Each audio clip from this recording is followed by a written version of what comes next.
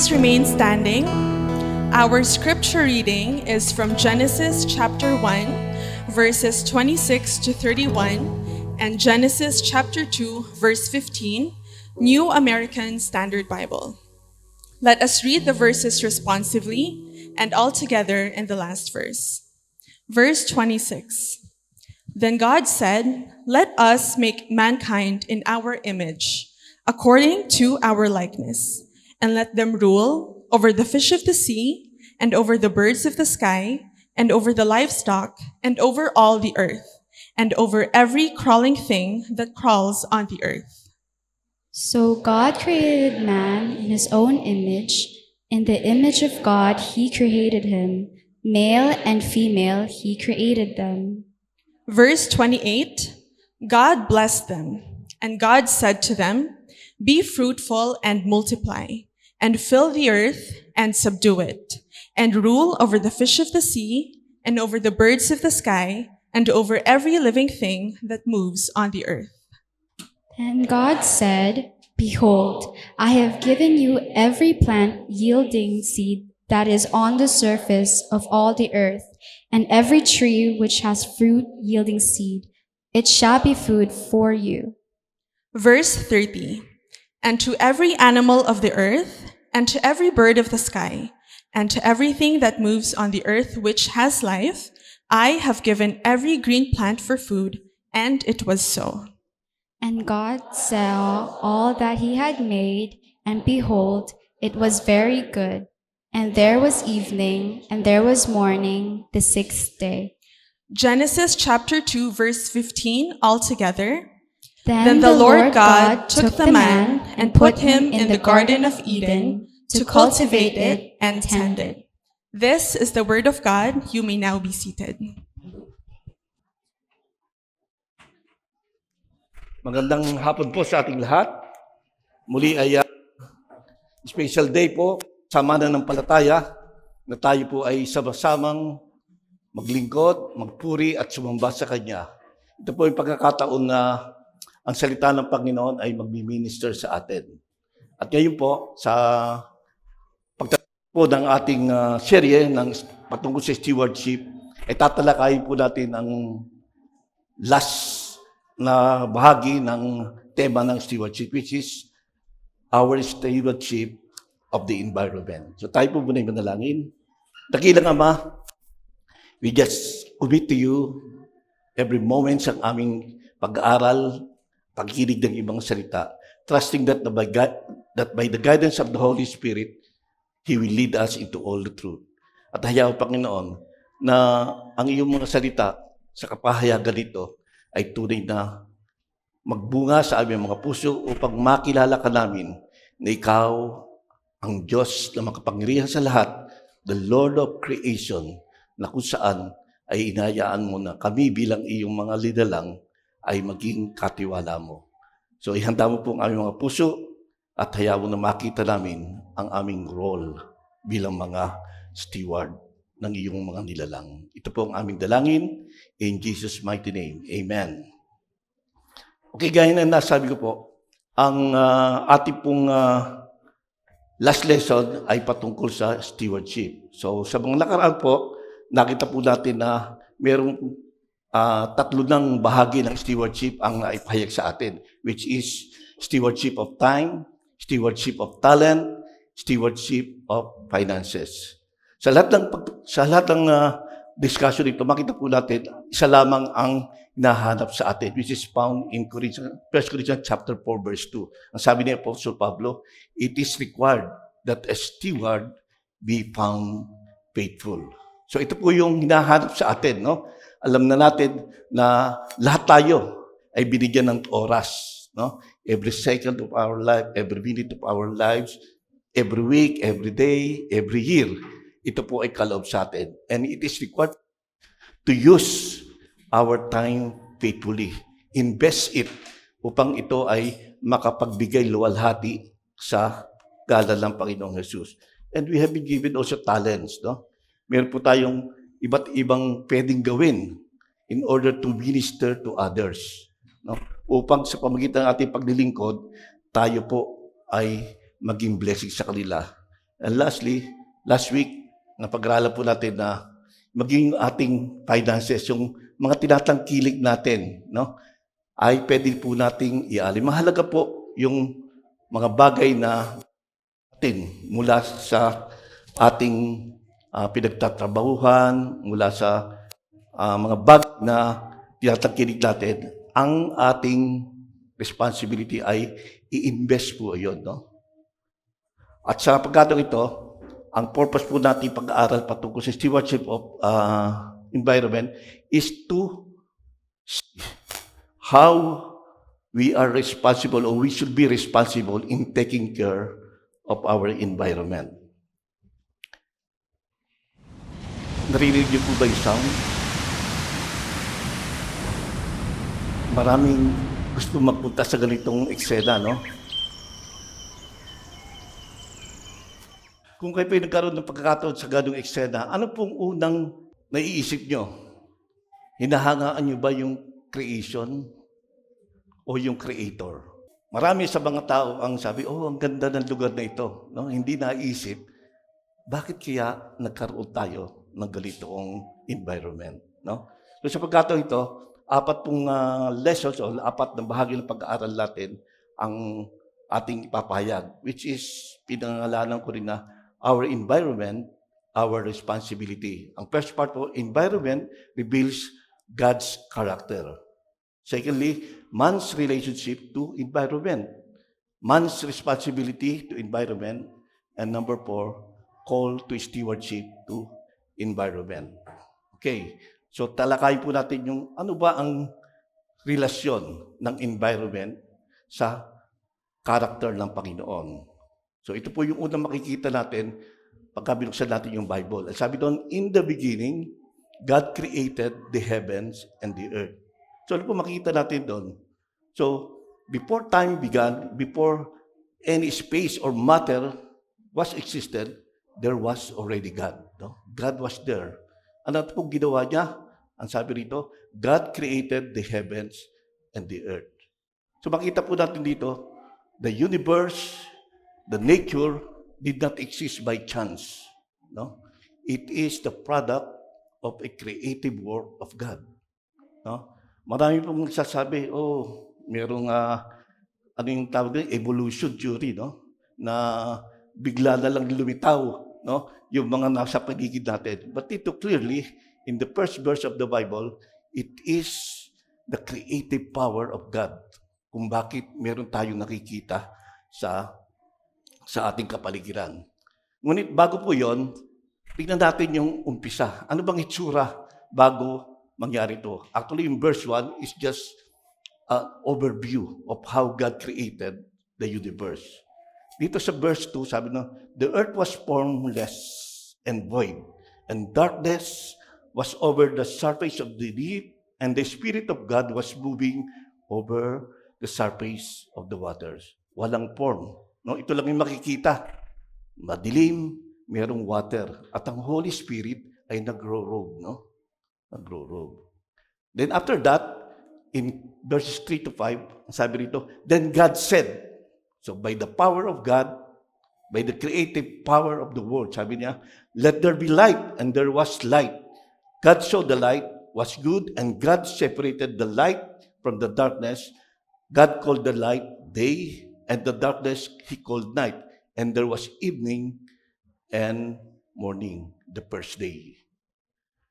And then, verse 6, then God said, let there be an expanse in the midst of the waters, and let it separate the waters from the waters. So then, kita po natin dito na from voidness, no, ay nagkaroon ng unti-unting forma, no?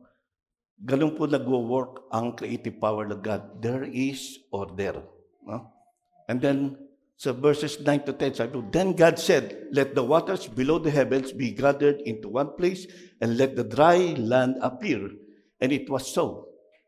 God called the dry land earth, and gathering of the waters he called the seas. And God saw that it was good. Mahalaga po nating manotice yung God saw that it was good.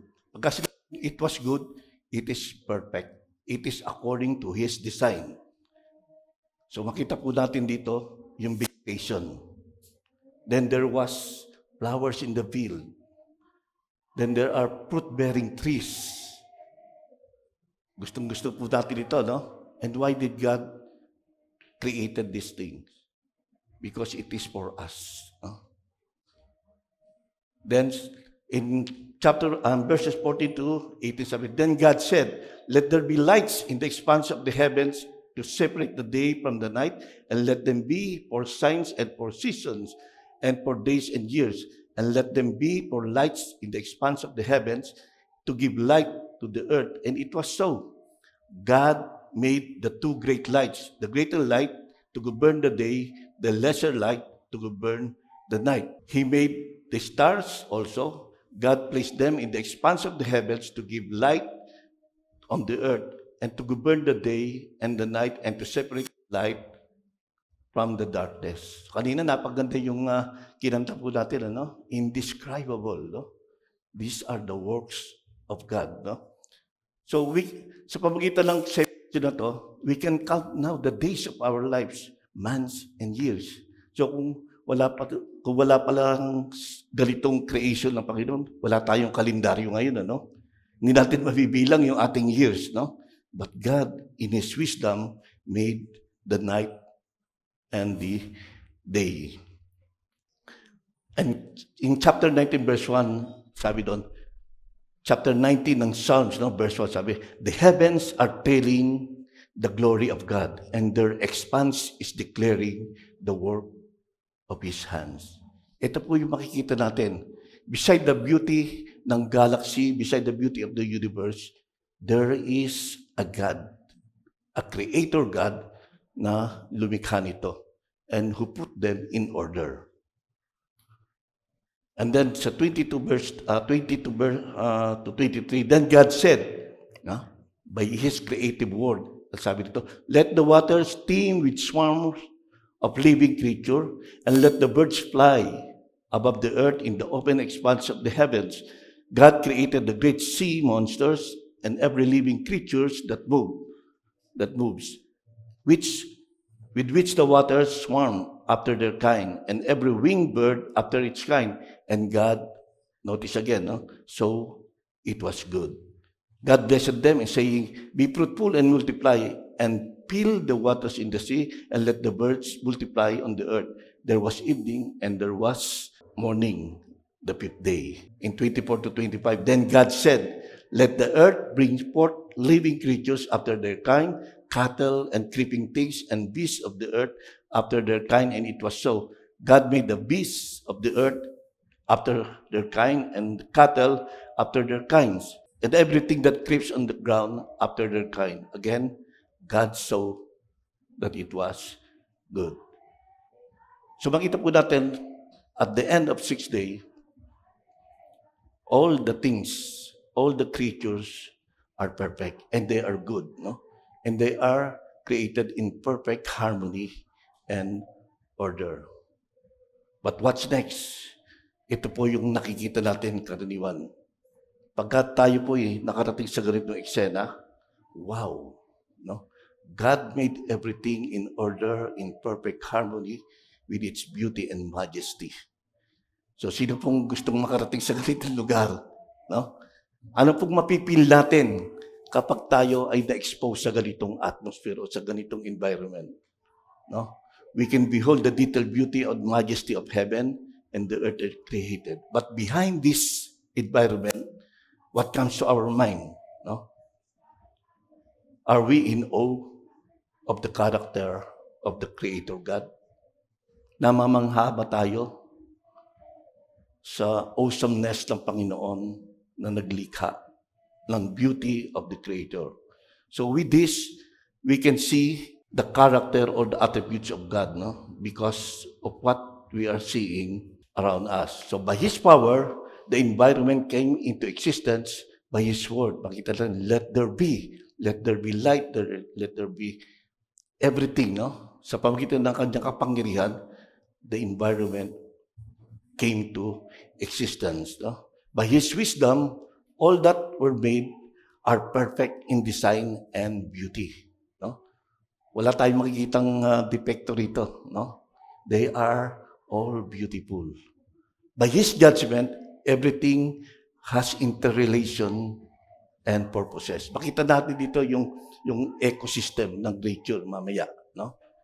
Why God created everything in such an order.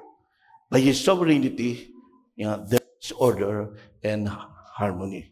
So environment is a call for us to recognize who God is, to see His character, because the nature reveals His character. Now let us open our mind. What is the role of human? Okay, so man's relation to environment. No? Tayo ba i-related sa environment? Actually, after everything was created, what's more? Yung taong mag-dwell sa environment. No? So sa verse 26, sabi doon, then God said, let us make man in our image according to our likeness, and let them rule over the fish of the sea, and over the birds of the sky, and over the cattle, and over all the earth, and over every creeping things that creeps on the earth. So ano po? Several words ang dapat natin makita rito. Let us skip yung unity ng Godhead dito, no? Makita natin yung us and our, ano? So makita natin dito yung triune God dito. But let's focus on the word man, no? In Hebrew, actually it is named Adam, no? Adam. So Adam came from the root word Adama, no? So it means earth or ground. So yung Adam, it means human or mankind. So yung man o yung Adam is the representative of humankind, no? Okay, makita natin dito na si Adam o yung man ay inilagay ng Panginoon hindi lamang i-enjoy, no? Yung kapaligiran niya. So, kasi kinreate ng Panginoon yung lahat ng pangangailangan, ano? So, hindi lang ang purpose ng Panginoon kung bakit kinreate ang man is to enjoy it, no? But to represent God. Why? Because man should reflect the image of God, no? Through the creation. So, humans are representative of the character of God. So, man symbolizes the creation of human life and its inherent connection to God and the earth. Maalala natin, sinabi doon sa Genesis chapter 2, verse 7, then the Lord formed man or Adam from the dust of the ground. So tayo pala galing sa ground talaga, no? From dust to dust tayo. So it can be expressed that man is actually related to the ground or to the earth. That's why man is related to environment. Kaya makita po natin dito yung responsibility natin, which is to relate God through our being. No? Na tayo bilang creature niya, we are created to represent the glory, the majesty, and the character of God.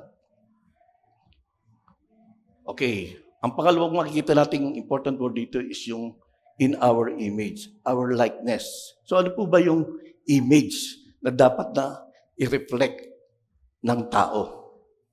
Okay, so yung image ito is from the Greek word bitsalminu, no? Which means ang reflection na dapat na makita sa tao ay yung image na gustong i-project ng nature para sa atin. So makita po natin dito yung moral reasoning at saka yung creativity, no? Yung moral reasoning is that God has a wisdom, no? Na gusto niya ang lahat ng bagay, lahat ng kanyang ninilang ay will be in order, no? In His wisdom, kinreate niya ang lahat ng bagay interrelated with each other and interdependent with each other. So, He has evolution, no? He has a perfect wisdom upang i-put in order ang lahat ng bagay. There is also creativity. No? Napaka-creative ng Panginoon. Ano? Ginawa niya ang lahat ng bagay na talagang hahanga tayo. So para tayong nakakita ng isang masterpiece, no? Na halimbawa, sino nakakita na ng original na painting ng Mona Lisa, no?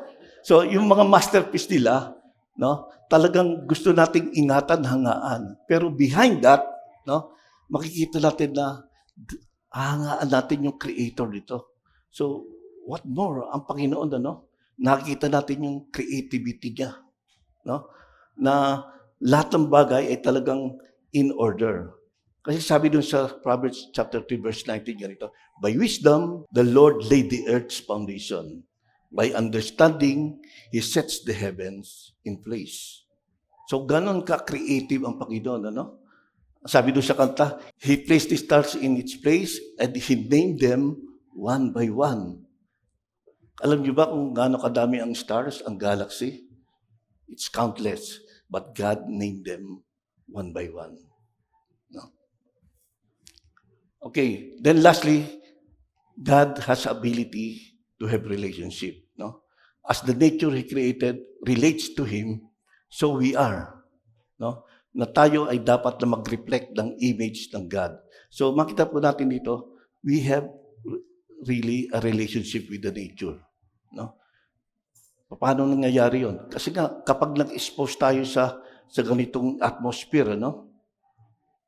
Yung iba sabi niya, naalala ko nung bata ako, pagka may bungang araw yung bata, punta ka sa sunrise, no? Gagamitin ng Panginoon yung sunrise para gumaling yung kati-kati, no? Even magpunta ka doon sa dagat, no? Kapag meron kang pangati, bumabad ka lang sa dagat, mawawala yun. Gagamitin ng Panginoon as healing, no? So, meron tayo talagang relationship sa nature, ano? Pagka pumunta ka sa forest, we feel fresh. Because yung trees nagbibigay yan ng oxygen. And oxygen ay talagang very refreshing sa ating breath, no? Talagang nagpapalakas yan. Kaya yung iba na mayroong asthma, na mayroong problema sa breathing, pumunta kayo sa forest and you will feel refreshed, no? So, God made man to have relationship with the nature. So man's relation to environment, ganito kasi yun. Being made in God's image means man can reflect God's character. Just as He lovingly tends to His creation, we are called to nurture and protect them. So kung paano daw ni-nurture ng Panginoon, kidreate ng Panginoon with wisdom and with power, no? As God's reflection, we should do the same. So as a steward, bilang tagapangalaga ng kanyang nilalang, we should reflect also the character of God. Ingatan natin yung iniingatan ng Panginoon. So pangatlong, isa pang importante makita natin dito sa verse 26 ay yung salitang rule over. So binigyan tayo ng Panginoon ng lahat ng bagay, ng lahat ng uri ng hayop, lahat ng uri ng creeping things, lahat ng bagay binigay sa atin. Pero ang sabi sa verse ito, rule over them. No? It is yung rule over came from Hebrew word rada. No? What does it mean? To have dominion. To have dominion. Okay, so dominion is a divine image of God that gives humankind the capacity and authority to rule over the creation. So, as God has a dominion over His creation, no? So as we reflect God's character, no? God has given us also the authority to dominate His creation. Then, next one is subdue. Hindi lamang rule, subdue. Anong ibig sabihin naman ng subdue? No? So, it also relates to dominion. So pagkasamahin natin yung rule and subdue, which means dominion, imply a degree of sovereignty and control that God delegated to man over nature so that environment will have or will serve human race. So ganun pala, no? God has given us authority to rule And to subdue it, hindi para isubdue o ibig sabihin, abusuhin yon, kundi gamitin yon, i-rule yon, i-dominate yon in order for the nature to be useful sa atin. No? It is a solemn charge sa atin. No? Binigay niya ang lahat ng bagay sa atin, yung time natin, yung talent natin, yung wealth natin, hindi para enjoy. Although it's part of it, no? Pero we have a responsibility to use it so that it will serve us and others. So true dominion should be exercised with a sense of stewardship. This means that humans are to govern the earth, not as exploiter. No, we should not exploit.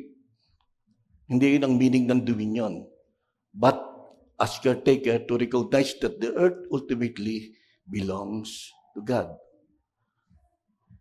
So punta po tayo, what is really the meaning of stewardship? Actually, doon sa mga verses na binasa natin, o sa account ng creation, medyo hindi natin makikita yung salitang stewardship. But what we can see is the dominion, no? Dominion, or rule over it, or to subdue it, yung nakikita natin. But it represents stewardship. Kasi ito po yung meaning ng stewardship in relation to environment. Stewardship means managing or looking after something that one does not own but has been entrusted with.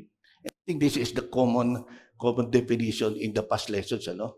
We have something, hindi sa atin, pero pinayagan ng Panginoon na gamitin natin yon, in-entrust sa atin upang i-invest yon.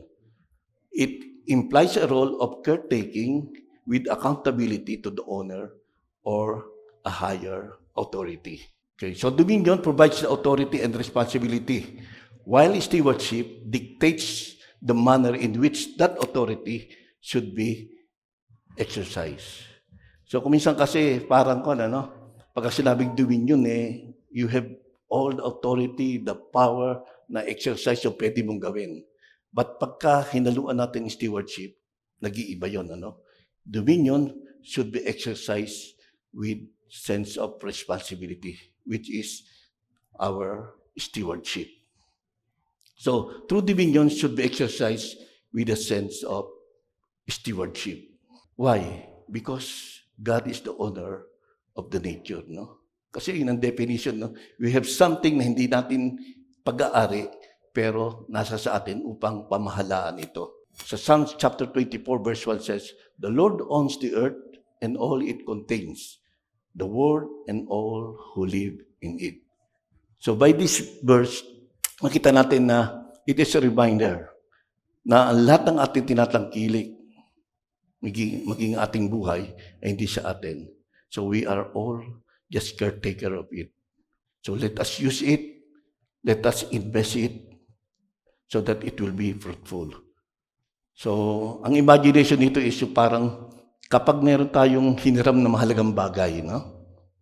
Okay, pinagkatiwala sa atin, anong gagawin natin kapag hinayaan na ipahiram ito at ipagamit yon? Iingatan natin, di ba? At hindi natin hayaan na ibalik yon na mayroong problema o sira. No? Nakakahiya. So, ganun yung stewardship, pinagkatiwalaan tayo ng nature, no? Binigay sa atin yung magandang bagay, no? Ingatan natin 'yon. No? At hindi natin hayaan na iyon ay mag-spoil sa kamay natin. Okay, so we are caretaker of His property, entrusted with a sacred responsibility to maintain and preserve it. And later on, we must let it thrive, no? Hindi lamang nating i-maintain o i-preserve, kundi let it thrive, mag-progress, maging fruitful. So maalala natin yung parable of the talent, pinagkatiwalaan yung 10, yung 5, at saka yung isang manager, Yung iba o yung nauna, ininvest nila at naging fruitful 100 times. Pero yung isa, anong ginawa? Iningatan din, pero hindi ininvest, hindi nag-thrive. Ayaw ng Panginoon yun. Actually, kinurse ng Panginoon yung manager na yun, You wicked and lazy servant, no?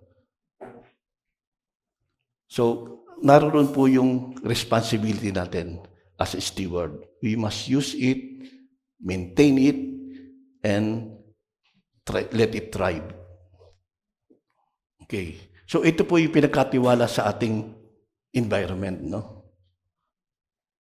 So, sabi niyo sa Romans chapter 1, verse 20, For since the creation of the world, His invisible attributes, His eternal power, and divine nature have been clearly seen. Nakikita natin sa kapaligiran natin yung kanyang kapangyarihan, being understood through what was made, so that they are without excuse. Ito sinabi ni Pablo dahil sa mga nagsasabing walang Diyos, no? Hindi sila naniwala na mayroong creator. What Paul said, sa pamagitan ng nakikita natin, no, we can see that there is eternal power. That's why all the things were created na beautiful, majestic, mahangaan natin. So, ang role natin is what? To keep and protect. To keep and protect. Okay, so ito yung pinagkakatiwala sa atin. There is a call to stewardship of environment. So ito po yung makikita natin dun sa Genesis chapter 2, verse 15. The Lord God took the man and put him in the garden to work and take care of it. Two words are important. To work and to take care. Okay, so alamin natin kung anong ibig sabihin ng salitang ito. So yung work means sa Hebrew is abad, no? Abad. So ano pong meaning nun? Abad means to cultivate. Mag-work ka dyan. I-cultivate mo yan. Make it flourish, no? Make it flourish. Upang ang mga bagay na pinagkatiwala ay maging purposeful at maging kagamit-gamit, kapaki-pakinabang to which it has been created. So, the work of the garden was meant to be a form of service, no? Kasi yung work, it means service, no? At kapag nagtatrabaho tayo, ibig sabihin, actually, it's a form of worship, no? Kasi kapag nagwo-work tayo for the honor, and specifically when we are working, we are serving God, it is a form of our worship. No? Pinaglilingkuran natin ang Panginoon na naglalang nito. Okay, ang pangalawang mahalagang word dito ay yung take care, which comes from the Hebrew word shamar. No? Ano pong ibig sabihin nito? Shamar means to protect, to preserve, and to thrive. No? Okay, so this involves guarding the garden from harm, ensuring that it remains fruitful and undamaged. So kapag sinabing take care of it, no, ingatan nyo yan. Huwag niyong hayaan na ma-damage yan. Hindi lang yon, kundi let it thrive. Let it be fruitful. No? That is the role of the steward. So, stewards are both workers and guardian of the environment. So, nagkaroon na po tayo ng idea. Oh, related pala ako sa nature. At bilang katiwala ng Diyos, ang gagawin ko lang, mag-work ako, mag-serve ako sa Panginoon, at pangalagaan ito. Upang ang mga bagay na pinagkaloob sa atin ay mag-thrive ito, mag-serve ito sa bawat isa. And actually, kapag ginagawa po natin, we are fulfilling the commandment of God. Love one another. No? Paano po nangyari ito? Kasi kapag iningatan po natin yung ating nature, we let the crops grow, kinukultivate natin yung land. What does it mean? It will produce food for others. No? So kapag tayo nag-serve, nag-work tayo in the nature, to the nature, no, we are actually loving others. No? Because we are supplying the basic needs of others. So it is a form of serving God and at the same time, serving people. So, i-consider po natin yung shepherd. Ano pong role ng shepherd? No? Napag-aralan natin, the Lord is my shepherd. So, anong ilagay? Hindi niya lamang pinoprotektahan ito. Dinadala niya yung sheep sa lugar na kung saan magiging magpo-flourish siya, mapoprotektahan, no? At makikita na sa pamagitan ng protection na binibigay ng shepherd, ay makita yung role natin na bilang provider, bilang protector. So that is the essence of being a steward. We protect, no? We provide to yung ating the fruit of our labor for others. Okay, so dominion and stewardship are not opposing concept, but rather complementary ones. No, humans are granted dominion over the earth, yet this dominion is to be exercised through the lens of stewardship, with a deep sense of care, responsibility, and accountability to God. Bakit po? Kasi there is danger na medyo din natin ma-differentiate kung ano yung dominion at saka yung stewardship. Dito sa table na ito, makita natin yung difference na ito o yung dapat na ingatan natin. No? So, yung dominion at saka stewardship, ang sabi doon sa dominion, subdue and rule. While stewardship, sabi ron, work and care. Pero may potential risk. No? Kapag sinabi kasing dominion, may maring ma-misinterpret. Sabi, misinterpretation can lead to exploitation and domination.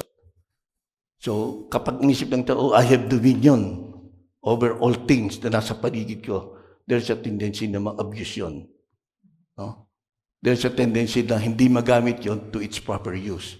But with stewardship, may misinterpretation din yun. No?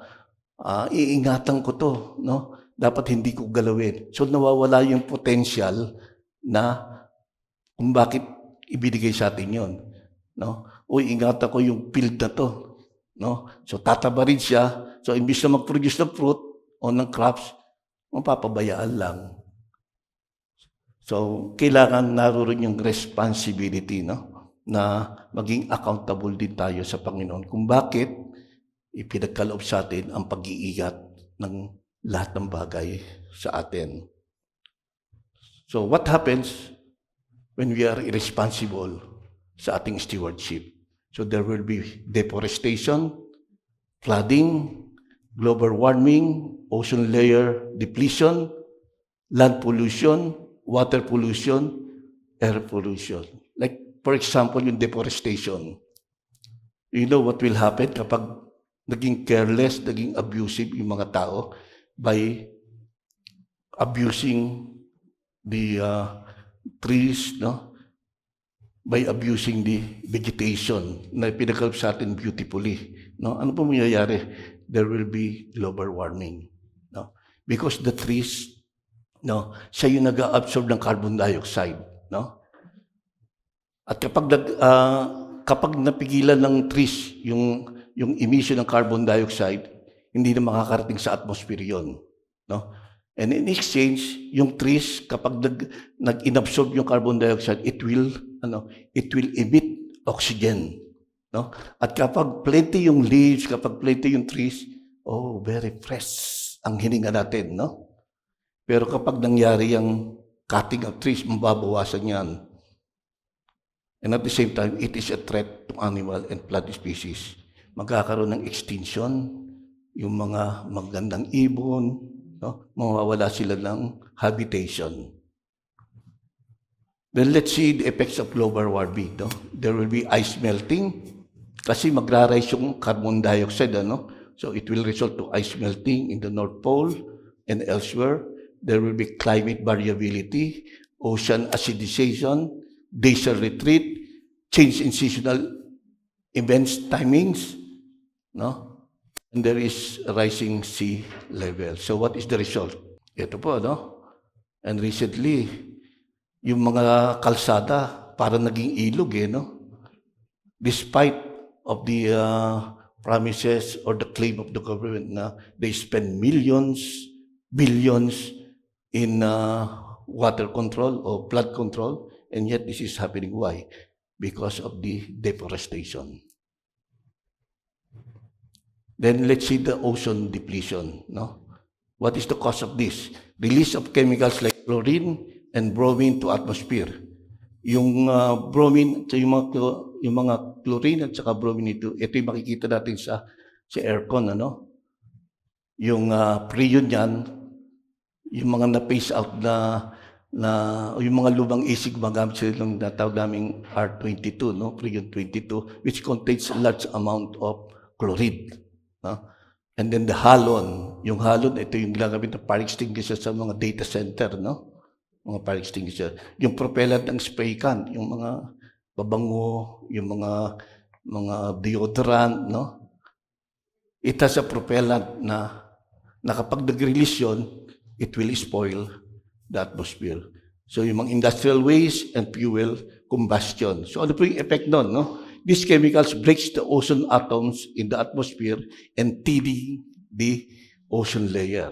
No, kapag lumipis na yun, through ultraviolet reaction, so yung ultraviolet rays, yung solar radiation ng sun, it will easily penetrate the earth.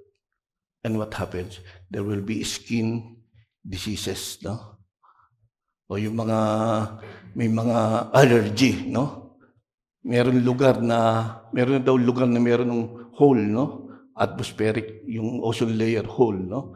Na kung saan yung ultraviolet rays ng sun, no? Is less na yung prevention, no? And it destroys the environment. Then what is this?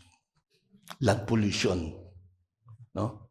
It destroys ecological balance of environment. Humans and animals are affected by polluted land, no? Yung secretion ng mga basura nagpe-penetrate sa land, it is a contaminated product. Because of irresponsible stewardship ng tao. How about this air pollution? No? Yung mga industries na gumagamit ng mga boilers, no? Di sila maingat sa pagkontrol ng air fuel mixture, no? At kapag kulang yung oxygen, there is big amount of carbon emission. Yung mga cars natin, no? Pa-maintain natin, pa-regularly service natin. No? Kapag umuusok na yon, it also destroys the air. So good, meron din ginagawa ang ating gobyerno. Yung DENR, nag-create sila ng Philippine Clean Air Act, no? Which isang batas na nagko-control ng abuse ng environment through disposal ng mga materials, yung combustion, irregular combustion, na sa pamagitan ng act na to ay hopefully ma-maintain yung cleanliness ng air. How about this one? Water pollution, no? Some industries, no, direkta yung waste nila pupunta sa mga water waste natin, no? Nangyari ito saan? Sa Boracay, no? Maalala natin 6 months sinara yung Boracay kasi tatagpo nila yung sewage ng mga hotels doon directly tinatapon sa dagat, no? So what happens? It spoils yung fisheries, no? It spoils the surrounding. So this is the result of irresponsible stewardship. So sabi sa Romans chapter 8 verses 19 to 21, for the anxious longing of the creation waits eagerly for the revealing of the sons of God. For the creation was subjected to futility, not willingly, but because of him who subjected it, in hope that the creation itself also will be set free from its slavery to corruption into the freedom of the glory of the children of God. So makita natin dito yung creation itself is part of God's redemptive plan with man, no?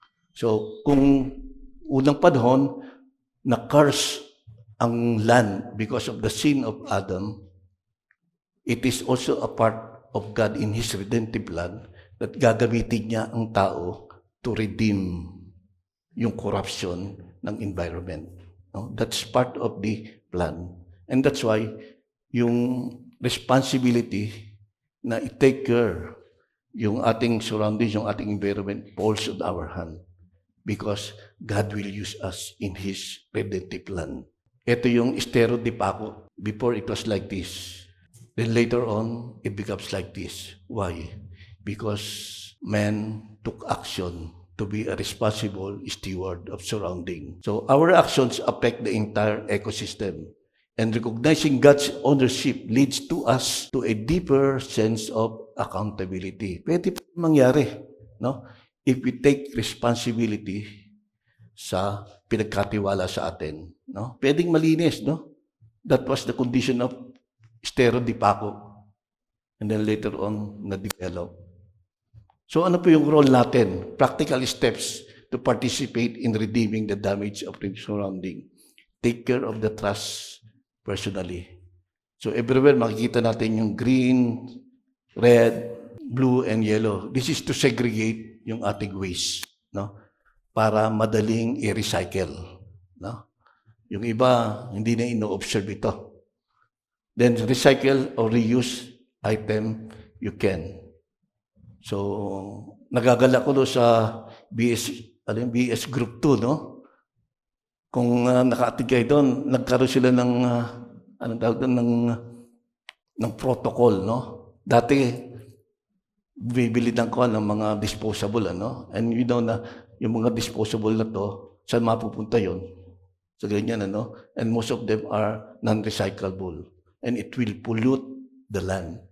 And so they decided, let's use or bring our own utensils, no? Para mabawasan yung waste disposal.